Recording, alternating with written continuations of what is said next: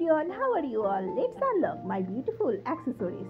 সবসময় দাম আর ব্র্যান্ড দেখে জিনিস বিচার করলে হবে নাকি? কোন জিনিসটা নিজেকে সুন্দর লাগে সেটাও তো বুঝতে হবে নাকি? অনেক সময় আমরা কোনো জিনিস যদি দেখি সুন্দর লাগছে হঠাৎ করেই বলে ফেলি, আচ্ছা এটা কোন ব্র্যান্ডের, এর দাম কত?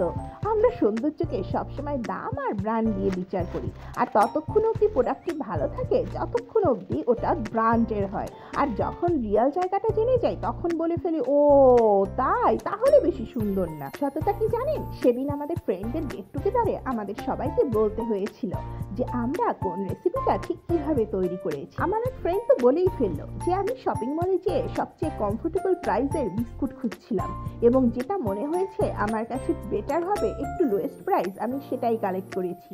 হ্যাঁ, এটাই সততা। আর এই জন্যই ওরা আমার কমফোর্ট জোন। সবসময় নিজের অ্যাবিলিটি, নিজের অস্তিত্ব, নিজের কতটুকু আছে সেটুকুর মধ্যে সীমাবদ্ধ থেকে নিজের শখ বা স্বপ্ন পূরণ করতে হয়। আর তারপর সততা থাকতে হবে। যে সততা এটাই আপনাকে বলতে বলবে যে এটা এভাবে, এইরকম ভাবেই করেছি।